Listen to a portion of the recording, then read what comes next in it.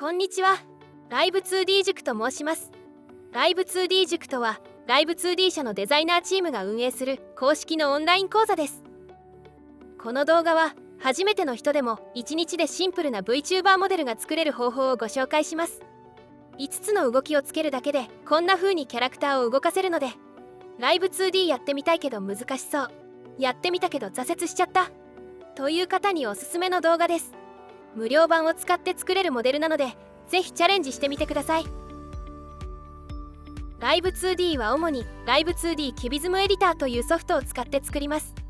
キュビズムエディターにはトライアル版とフリー版があり、この動画ではトライアル期間が過ぎてしまった人にもチャレンジいただけるように、フリー版のみでモデルを制作しました。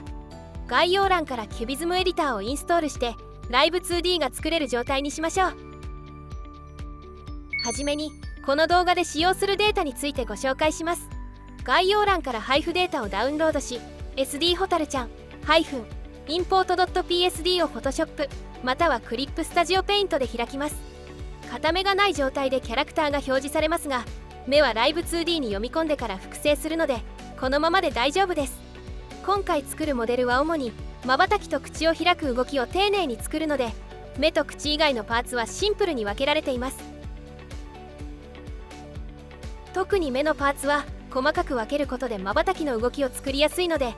あなたのオリジナルキャラクターで作る際も同じように素材分けしてみてください。左右に分かれているパーツはキャラクターから見ての左右で名前を付けるように統一しています。画面の左右で考えないように、途中で逆になってしまわないようにご注意ください。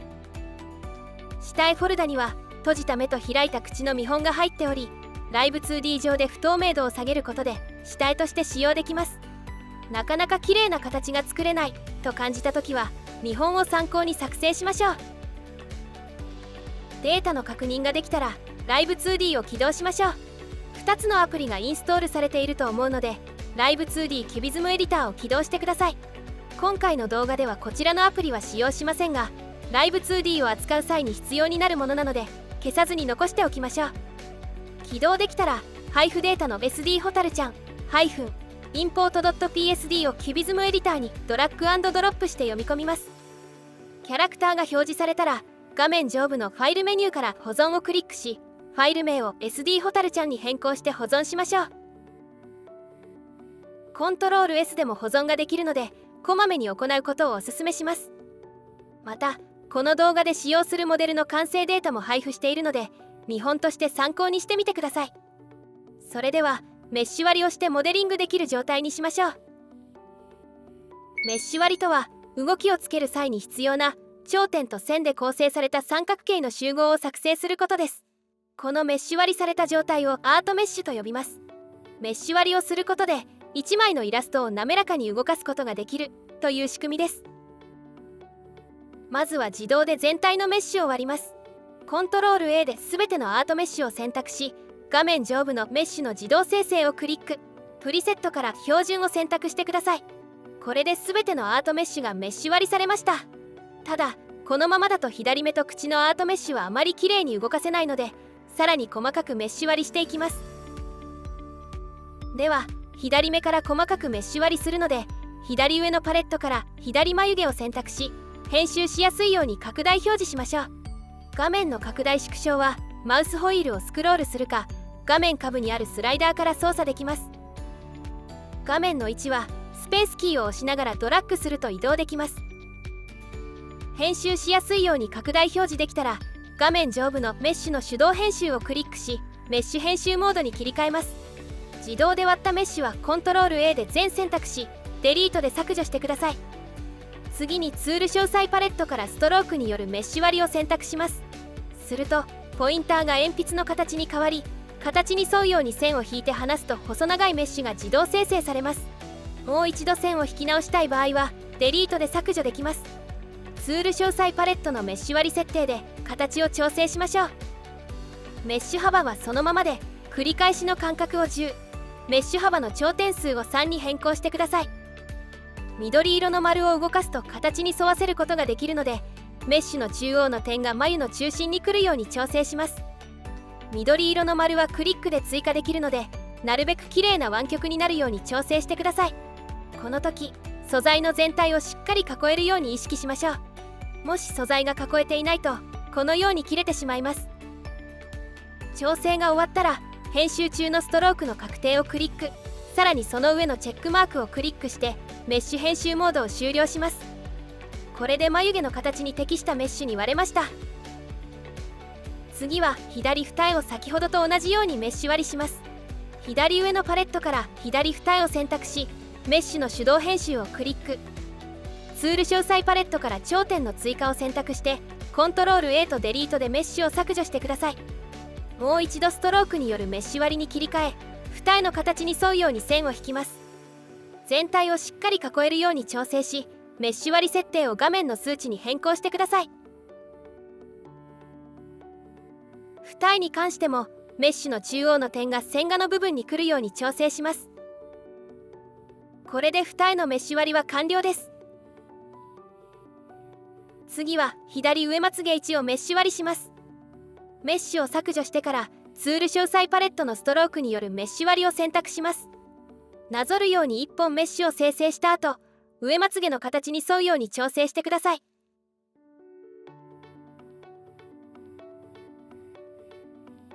メッシュ割り設定は画面の数値に変更します。ある程度整えたら編集中のストロークの確定をクリックしましょう。次にツール詳細パレットから選択ツールをクリックし、目尻の部分からメッシュを形に沿うように調整します。素材の輪郭より少し内側にメッシュが入るように調整してください。メッシュの形はなるべく細長い三角形にならずに正三角形に近くなるように意識しましょう。形が調整できたらツール詳細パレットから頂点の追加をクリックし、メッシュを囲うように点を打ちましょう。線のちょうど間に打つようにするときれいに囲えます。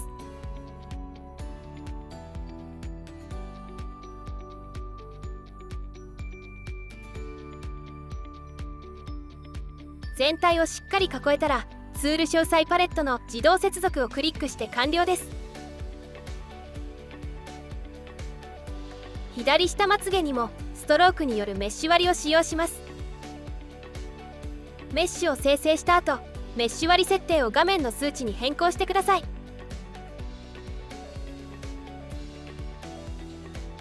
形を調整しつつ全体がしっかり囲えているか確認しましょう。左下まつげはあまり大きく動かさないのでメッシュはこのくらいで大丈夫です。左上まつげにも細かくメッシュ割りしたいですが、こちらは自動生成を使用します。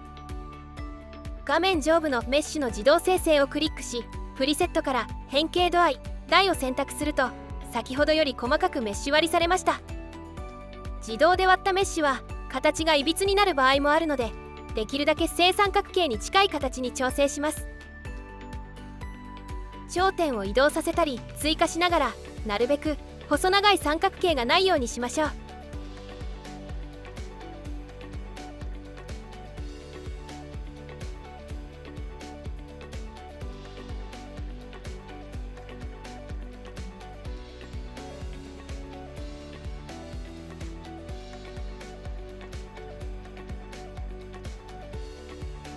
以上で左目のメッシュ割りは完了です。次は口のアートメッシュを2つメッシュ割りします。この2つでメッシュ割りの作業が終わるのでもうひと踏ん張りです。上口はメッシュの自動生成でさらに細かく割り、線画の部分だけストロークによるメッシュ割りを使用します。左上のパレットから上口を選択し、メッシュの自動生成をクリック。プリセットから変形度合い、台を選択します。ここからさらに細かく割りたいので設定項目を上から10、4、3と入力してください。先ほどより細かく割れました。次はストロークによるメッシュ割りを使用するのでメッシュの手動編集をクリックします。ツール詳細パレットから頂点とエッジの削除、またはドラッグでポリゴンを消去をクリックし、線画部分のメッシュを削除しましょう。ドラッグでポリゴンを消去は B を押しながらドラッグするとサイズを変更できます。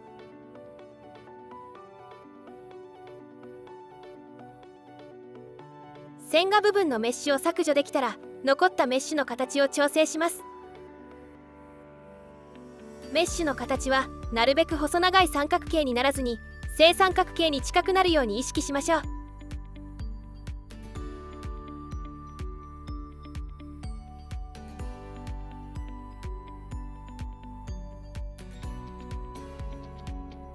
ストロークによるメッシュ割りに切り替え、先にメッシュ割り設定を画面の数値にしてください。線画部分をなぞってメッシュを生成しましょう。緑色の丸を追加しながら動かして、メッシュの中央の点が線画部分の中心に来るように調整します。調整が終わったら、編集中のストロークの確定をクリックしてください。ツール詳細パレットから頂点の追加に切り替え、端の部分のメッシュをつなげます。他にも途切れている部分がないか確認した後、ツール詳細パレットの自動接続をクリックしてください。メッシュが均一になっていない部分があれば調整しましょう。以上で上口のメッシュ割りは完了です。では下口も同じようにメッシュ割りしていきます。まずメッシュの自動生成の変形度合い、台を画面の数値に変更しましょう。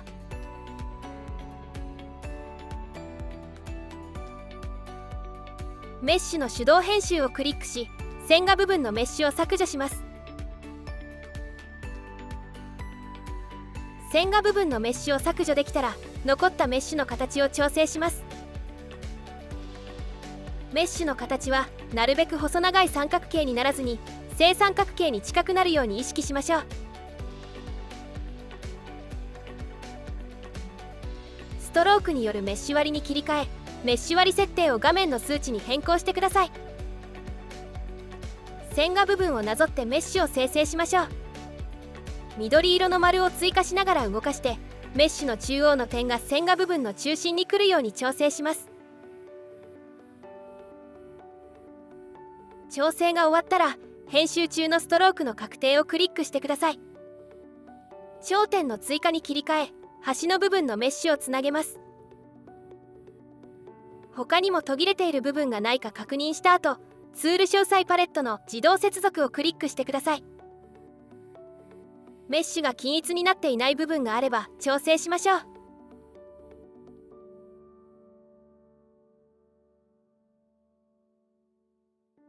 以上でメッシュ割りは完了です。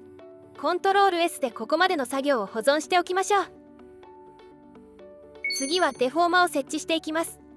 デフォーマとは動きをつける際に便利な入れ物のようなものです。ワープデフォーマと回転デフォーマの2種類があり、それぞれ変形させるために回転させるために用います。では頭を左右に傾けるための回転デフォーマから設置していきましょう。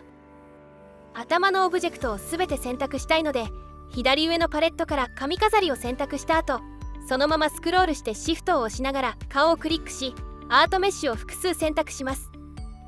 後ろ髪も選択したいので、コントロールを押しながらクリックして選択してください。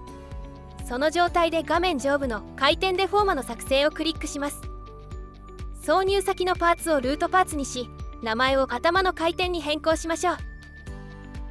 作成をクリックすると、顔の中央に回転デフォーマが配置されました。コントロールを押しながら円の中央をドラッグすると位置を変更できるので、顔の中心を意識しつつ顎のあたりへ移動させましょう。コントロールとシフトを押しながらドラッグすれば、中心を維持しつつ垂直に動かすこともできるので便利です。これで頭の回転デフォーマが設置できました。ハンドルの先端をドラッグすると、このように頭を振ることができます。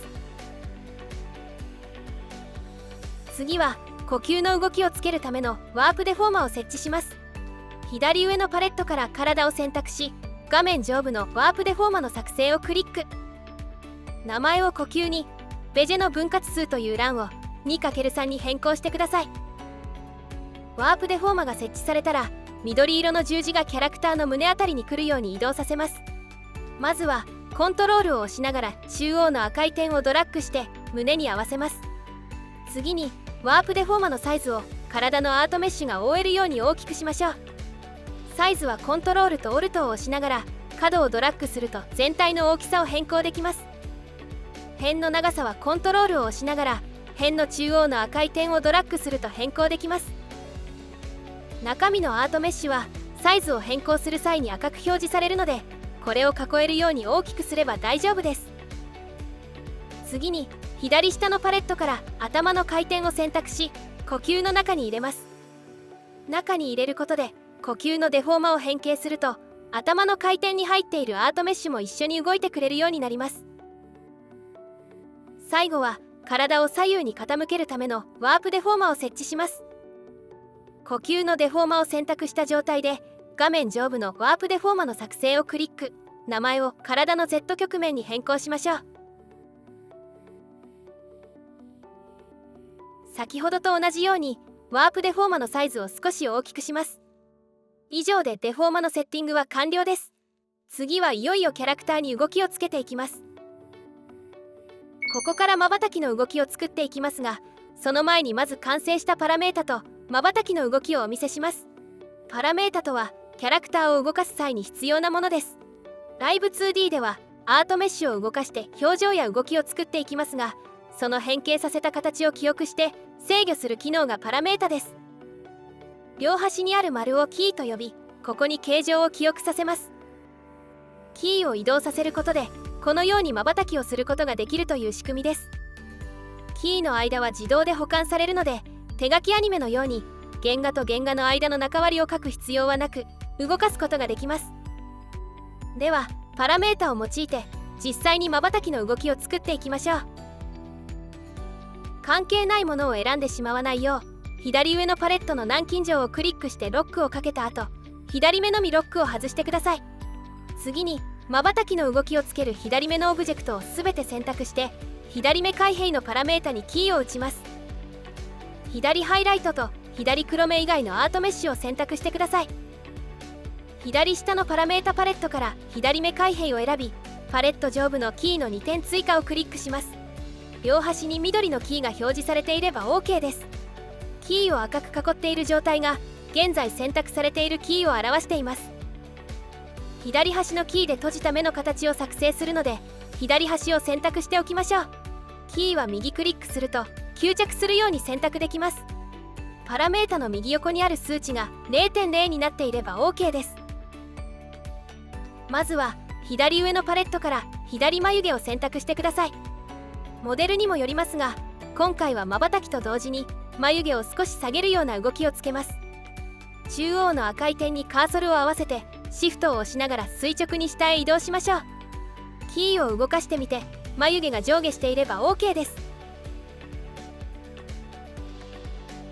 次は左上まつげと左二重の形を作っていきます。途中でなかなか綺麗に作れずに困ってしまった時は、下絵に入っている見本を参考にするのもおすすめです。不透明度はこちらから変更できます。下絵はあくまで目安なので、きっちり下絵通りにしなくても違和感のない形に調整できていれば大丈夫です。少し見えにくいので髪の毛を非表示にし、左目も動きをつけるもの以外は一旦非表示にしておきましょう。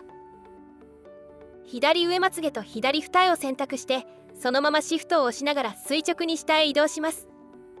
次に左上まつげを選択した状態で右上の変形パスツールをクリック。形に沿うようにパスを5点打ってください。矢印ツールに戻して点を動かすとこのように変形できます。閉じた時の形状は開けている目より少しだけ横幅が狭くなるようにすると自然に見えやすいです。大まかに形を作り、細かな部分はメッシュの頂点で整えます。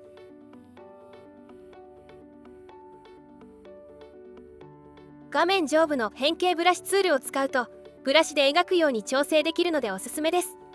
ブラシのサイズは B を押しながらドラッグすると変更できます。見えにくい場合は画面上部の編集レベルを1にすると変形パスを非表示にできますので、切り替えながら形を整えましょう。赤い枠はバッテンマークをクリックすると非表示にできます。メッシュも非表示にしたい場合は表示メニューから選択状態を隠すをクリックすると非表示にできます。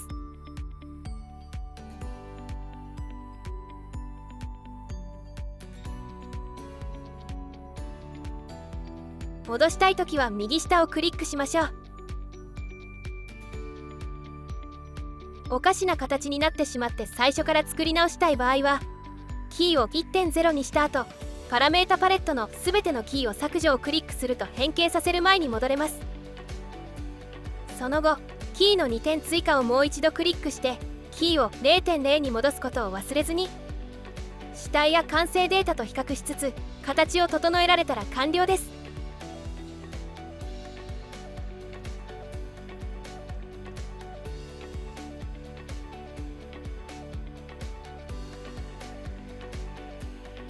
では左二重にも変形パスツールで3点打って同じように変形しましょう。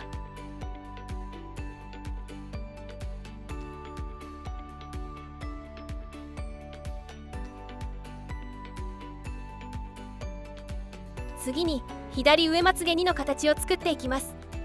左上まつげ2は左上まつげ1に隠れるように変形させます。 X を押しながら赤い枠を変形させてこのように潰してください。上まつげ1の端に沿うように三角形の形に変形させるようなイメージです。変形ブラシツールや矢印ツールで細かい部分の形を整えたら完了です。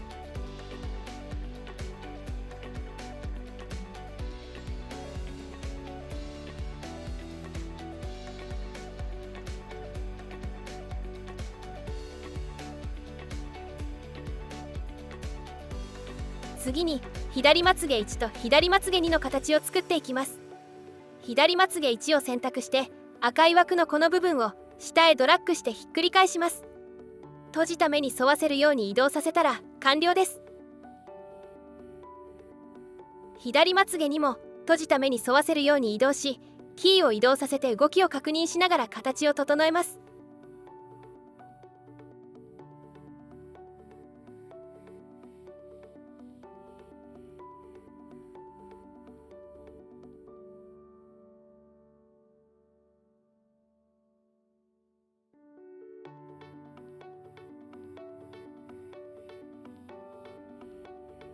違和感のない見た目に調整できたら完了です。次に左下まつげの形を作っていきます。下まつげはモデルによって変わりますが今回は上まつげに隠れるように調整します。ほんの少し形を潰して上まつげから出てしまわないように移動させましょう。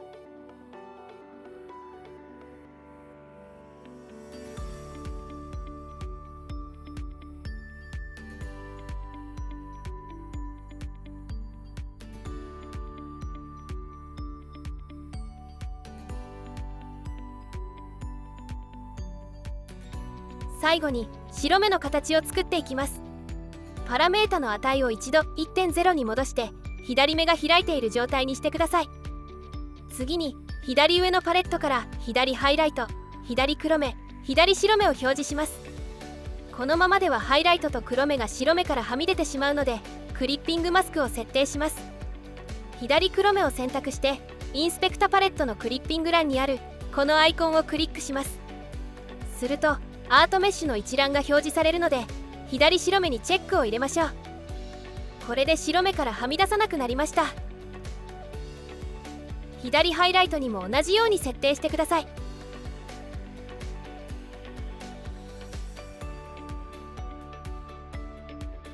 パラメータの値を 0.0 にして白目の形を作りましょう。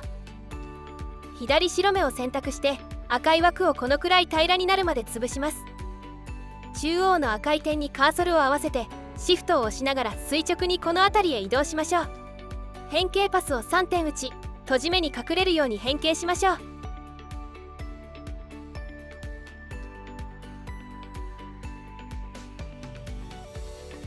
パラメータを動かしつつ違和感がないように調整します。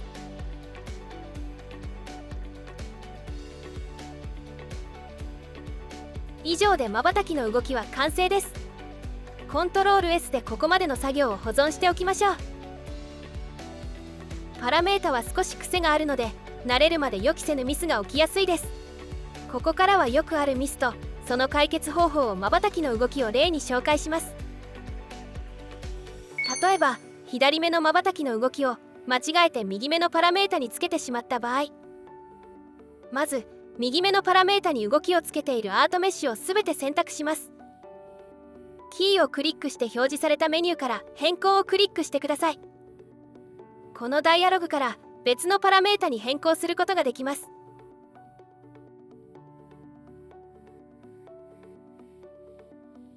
動きを作っている途中でパラメータにキーを打っていないことに気づいた場合、変形してしまったアートメッシュをすべて選択し、パラメータにキーを打ちます。パラメータの値が 1.0 になっている状態で、モデリングメニューのフォームの編集から元の形状に戻すを選択してください。これでパラメータに瞬きの動きをつけられました。瞬きの動きを間違えて 1.0 の値につけてしまった場合、変形させたアートメッシュをすべて選択し、キーをクリックして表示されたメニューから反転をクリックすると 0.0 の値に動きが反転されます。最初から作り直す必要がないので覚えておくと便利です。ではモデルの作成に戻ります。先ほど作成した左目を複製し、右目として流用します。パーツパレットの右下にある新規パーツを作成をクリック、名前を右目に変更したら OK を押します。右目のパーツを作成できたら左目パーツの下へ移動させましょう。次に左目パーツに入っているアートメッシュをコピーします。ハイライトは左右対称の素材ではないので、左ハイライト以外のアートメッシュを選択し、コントロール C でコピーしましょう。先ほど作成した右目パーツにコントロール V で貼り付けると左目が複製できました。この状態で右クリックメニューから反転を押すと反転設定が開くので、水平方向に反転にチェックを入れて OK を押します。これで右側に反転できました。アートメッシュの名前が左のままなので右に変換しましょう。先ほど複製したアートメッシュを選択した状態でコントロール F を押して検索と置換を開きます。選択をキャンバスと同期にチェックを入れて、先ほど選択したアートメッシュが青く表示されているか確認してください。確認ができたら置換前に左、置換後に右と入力します。置換をクリックすると一括で変換されました。このままでは左目開閉のパラメータで両目が瞬きする状態なので、パラメータを変更します。右目パーツに入っているアートメッシュをすべて選択した状態で左目開閉パラメータのキーをクリックします。メニューから変更をクリックして右目開閉に変更しましょう。これで右目開閉パラメータで右目が瞬きするようになりました。最後に右ハイライトを右下まつげと右黒目の間に入れます。右ハイライトを右白目にクリッピングしてはみ出ないようにできたら目の反転は完了です。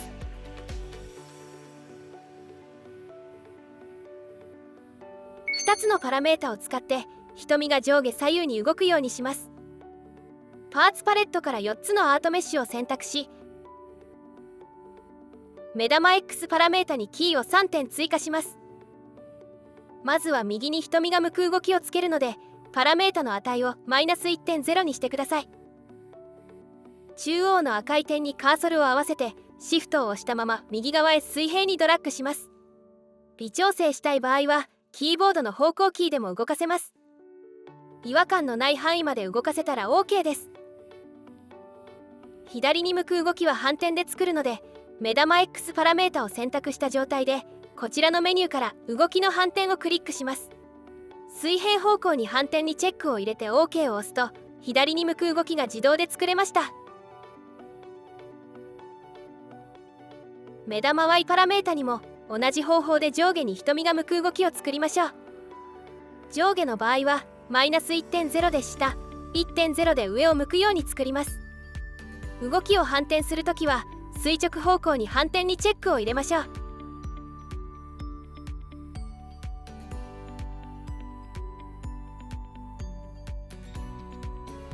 目玉 X パラメータのこのマークを押すと下のパラメータと結合できるので、目玉 Y と結合すると上下左右に動かせるようになりますが、右斜めや左斜めの形状がないのでガタついた動きになってしまいます。そんな時は四隅のフォームを自動生成という機能が便利です。パーツパレットから4つのアートメッシュを選択し、こちらのメニューから四隅のフォームを自動生成をクリックします。パラメータ1、パラメータ2に目玉 X と目玉 Y が選択されていることを確認したら OK を押します。これで瞳をくるくる動かせるようになりました。開閉パラメータにニコッと口を開いている動きをつけていきます。左目と右目のフォルダを閉じてロックをかけた後、口のロックを外してください。下絵の開き口を参考にしながら作っていくので、表示した後不透明度を 50% くらいに下げましょう。パーツパレットから3つのアートメッシュを選択して、口開閉パラメータにキーを2点追加します。少し見えにくいので、下口と口内を非表示にして上口だけ選択します。口開閉パラメータの値を 1.0 にして、変形パスツールで5点パスを打ってください。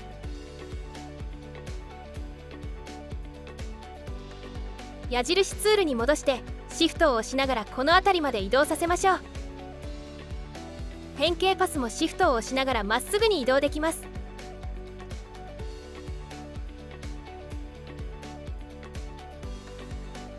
変形ブラシツールなども使いながら形を整えましょう。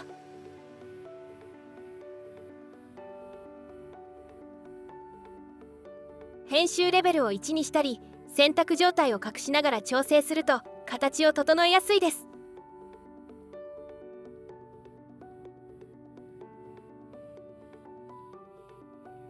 下絵を非表示にして形に違和感がなかったら OK です。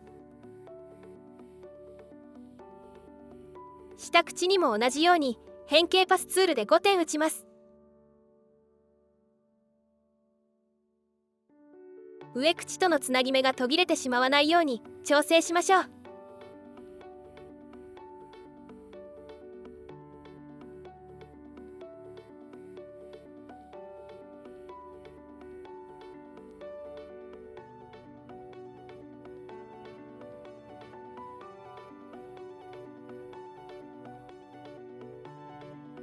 パラメータを動かしてみて、おかしな動きになっていないか確認します。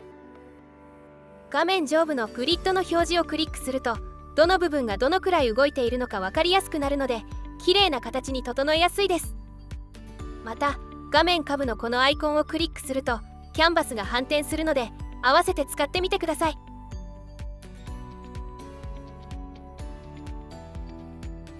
最後に左上のパレットから口内を表示してパラメータを動かしてみましょう。もし口の中に肌色の部分が見えてしまった時は、口内のアートメッシュを少し伸ばしましょう。肌色が見えている部分を隠すような感じでメッシュを伸ばせば OK です。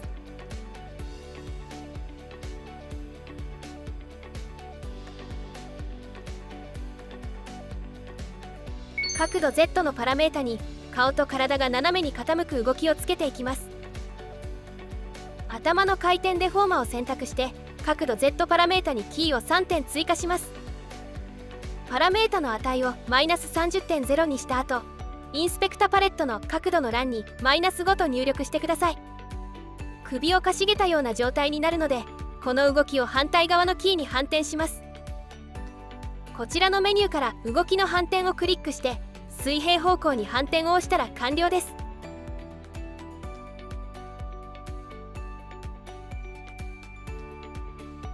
次は体の Z 曲面デフォーマを選択してキーを3点追加します。パラメータの値を -30.0 にして体が右に傾く動きを作っていきましょう。ワープデフォーマは主に緑色になっている部分を動かして変形させます。角度 Z の動きは上の部分だけを動かしてぐにゃっと曲げるようなイメージです。体の軸を意識しながら変形させましょう。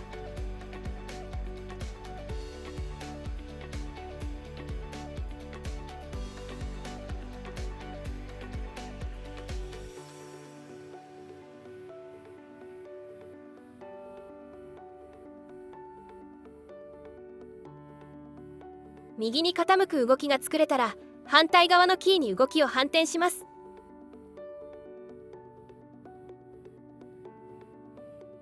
パラメータを動かしておかしな動きになっていないか確認できたら角度 Z は完成です。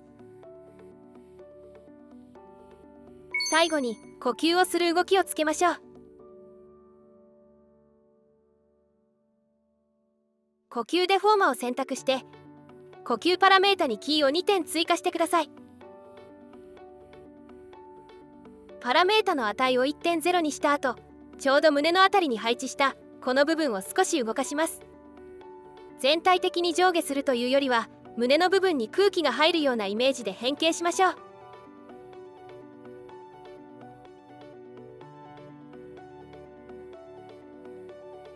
自然に呼吸をしているような動きにできたら完成です。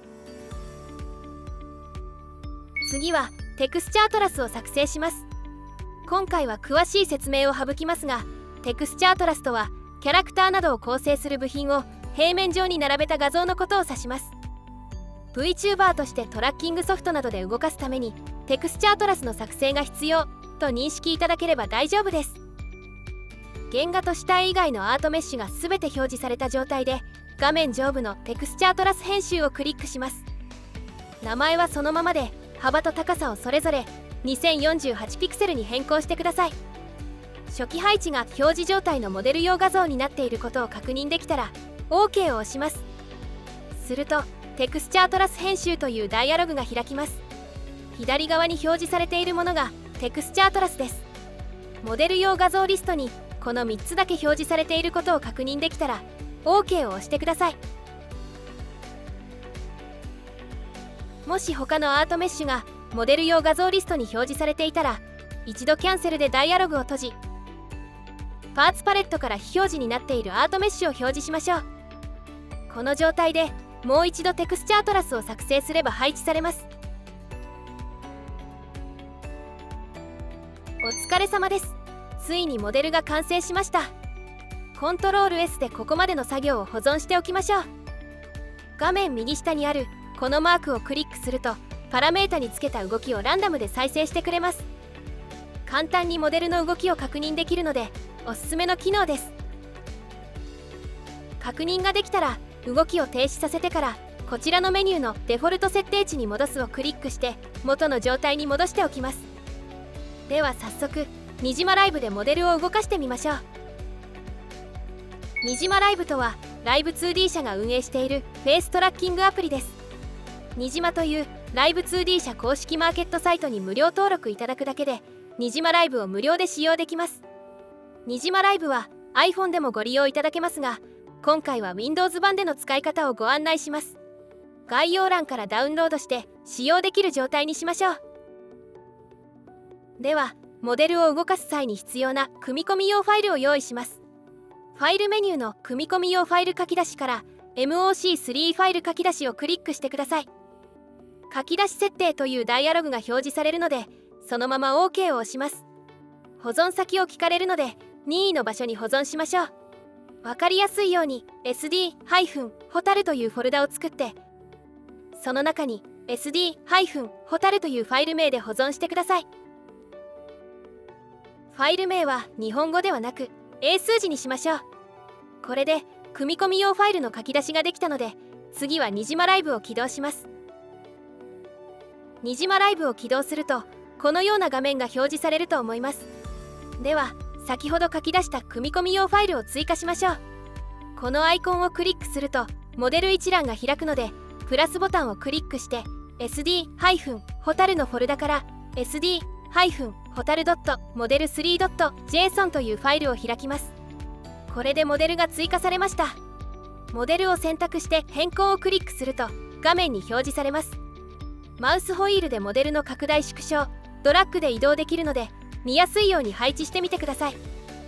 このアイコンから使用したいカメラを選択するとモデルをリアルタイムで動かすことができます。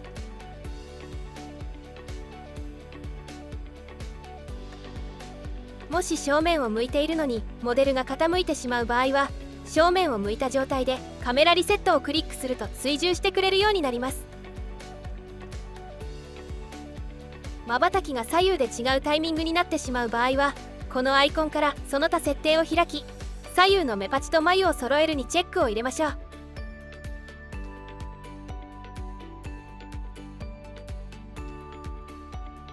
以上で全ての工程が完了です。お疲れ様でした。今回 SD ホタルちゃんを作成しながら学んだ方は、ぜひ自分のキャラクターでも同じ手順で作成してみてください。ライブ 2D 塾では初心者から上級者に向けて様々な講座を幅広く公開しています。ライブ 2D の基本や用語の解説、 VTuber モデルの作り方やアニメーションの作り方など現在20種類以上の講座を公開中です。ライブ 2D をもっと知りたい、もっと使ってみたいと感じた方はぜひライブ 2D 塾の講座を参考にしてみてください。メンバーシップ限定でモデルデータやイラストデータを配布しているので、初心者の方もイラストを描かない方も安心して簡単に始められます。ライブ 2D 塾のウェブサイトではこれまで公開してきた講座を細かく紹介しているので、どんな講座があってどんなことを学べるのか気になった方はぜひチェックしてみてくださいね。最後までご視聴いただきありがとうございました。